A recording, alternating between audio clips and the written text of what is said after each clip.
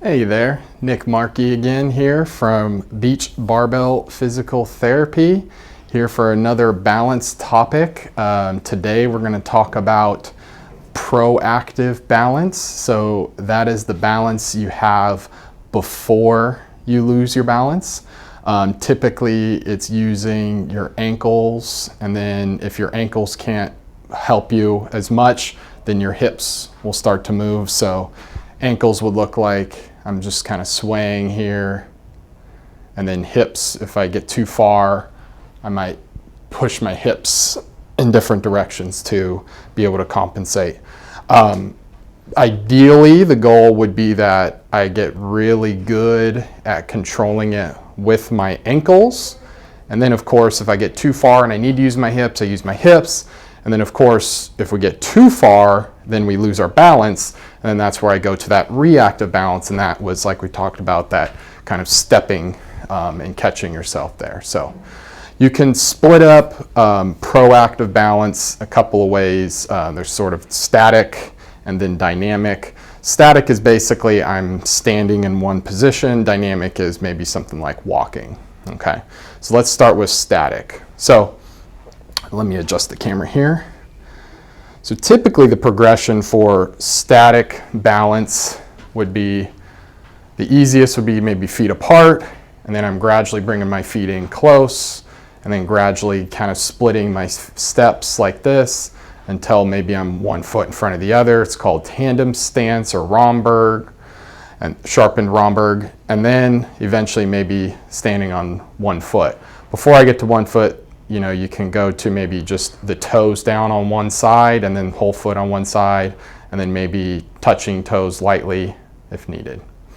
Typically, I'll recommend doing this in a corner wall, like back there. So obviously we're challenging our balance, so things are, you know, somewhat precarious. So my general recommendation when people are working on this on their own is you do it with your corner wall behind you. You're not touching the corner wall because you want to use your feet to actually balance, and then maybe a chair in front, so you're kind of protected on all sides. That's if you're alone. If they're with me, typically I'll have them do it in a corner wall, and then I'll stand in front. Okay, so when we're talking about balance, we know it's eyes, ears, and feet.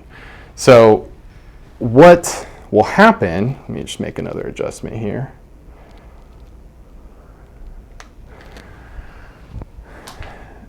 What I'll do oftentimes is I'll start the person with the foot position with their eyes open. So let's say they can handle their feet apart, okay? Crossing the arms makes it a little bit more challenging because then they can't use their arms to try to counterbalance. So typically I'll have them cross their arms. Maybe they start at feet apart. Maybe they can get to, let's say 30 seconds is my general cutoff. So if they can get to 30 seconds controlling it pretty well, then that's when I'll upgrade. So then I'll go into eyes closed. So with eyes closed, your body's going to start to sway more. That's normal. Your goal isn't to stand as stiff as possible. Your goal is to just control that sway. So as your body rocks forward, I'm pulling myself back. As it's rocking back, I'm pulling myself forward. If it's rocking to different angles, I'm just pulling myself in the opposite direction. Primarily using my feet and ankles. You'll feel your feet wiggling. That's important. They need to wiggle in order to control that balance. So let's say they did well on that, then we'll move into maybe feet a little closer. Same thing, eyes open, and then getting into eyes closed.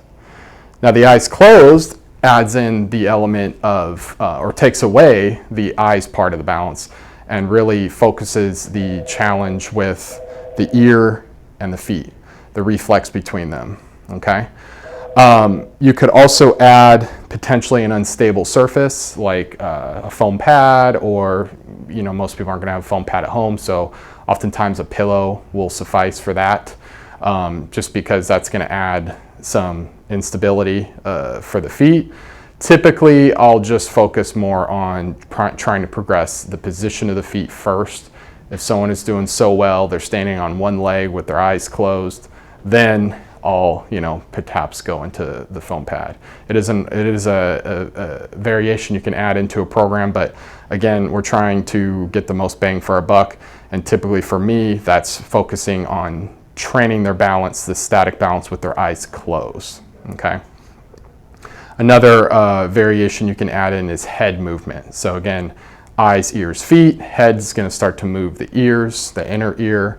So again, same example, I'm standing here with my feet together and I'm moving my head slowly.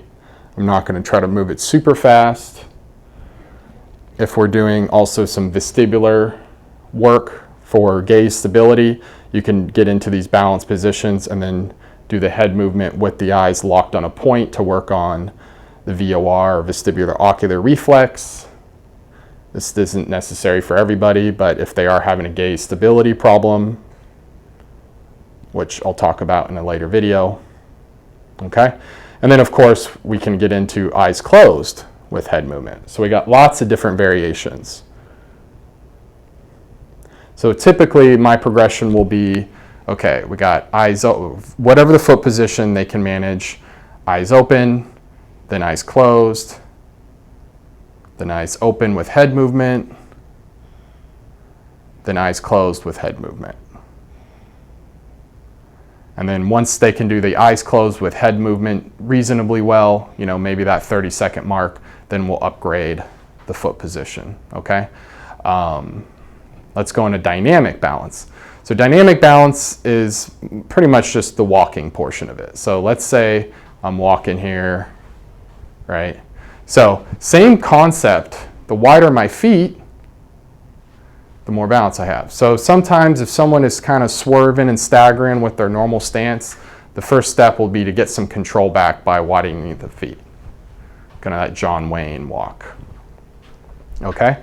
So once they're doing pretty good with that, they can start bringing their feet back in a little closer, walking with that more normal stance. And then, if that's going pretty well, we can start progressing into things like partial tandem. So that's where I'm going one foot slightly in front of the other here. And then more full tandem, that's that sobriety test walk. And then of course, backwards direction. Okay. You can also add in an external load, like I'll sometimes have someone maybe hold a weight out here, something, it doesn't have to be excessive, maybe 3 to 5 pounds or so, because that weight wants to pull them over, and then have them do the same balance challenge. Okay? Of course, we talked about eyes open and eyes closed, so depending on the situation, I might even have them practice maybe with, wide stance first, eyes closed, spotting them. Same thing, bringing the feet in back to kind of that normal stance, eyes closed. And then again, if they're doing well, progressing. Of course, same concept with the static balance, we can bring in the head movement. So again, starting maybe with wide feet, turning the head side to side, and then head up and down.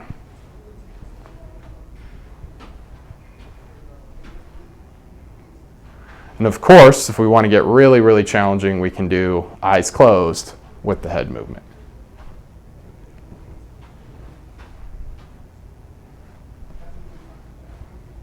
So similar progression schemes. Again, we could use some unstable surfaces. You could also throw in other challenges like going around cones, stepping over hurdles, stepping up boxes, stepping on foam pads. Sometimes I'll just make kind of an obstacle course and just do it for time, safe time, where they're going around cones, going over hurdles, walking on foam pads, stepping up, stepping around things. Basically just kind of throwing a wide challenge at them. if you have, I don't have it here, but some places, some facilities that have a little bit more money have a harness that they can attach to the ceiling, and then what they can do is they rig you in. So basically, if you lose your balance, it catches you. And so what you can do with that is you can get into more perturbation and whatnot. So you could actually like push the person really hard in random directions to challenge them in terms of their reactions, first proactively, and then if they lose their balance with it, then reactively. So lots of different fun stuff to play with the static and dynamic balance.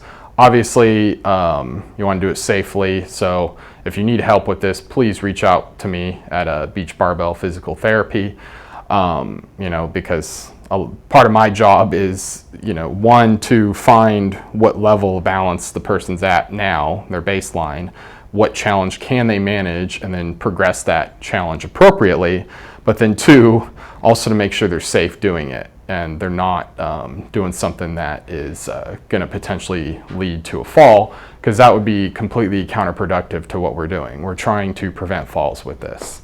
Like we talked about, we're trying to prevent falls and broken hips and then, bedridden and pneumonia and then death. Sounds scary, but that happens. So we want to be safe with this. So please, if you're going to try some of this stuff on your own, you need to, I highly recommend you do it with a professional, and then two, have some sort of spotter at home. And like I said, when I give people this homework to practice at home, we talk about how to make it safe for them to do it on their own. Okay, I think that's enough for the proactive balance, static and dynamic. Please let me know what you think. And again, if you need help with this, please reach out to me at Beach Barbell Physical Therapy. Peace.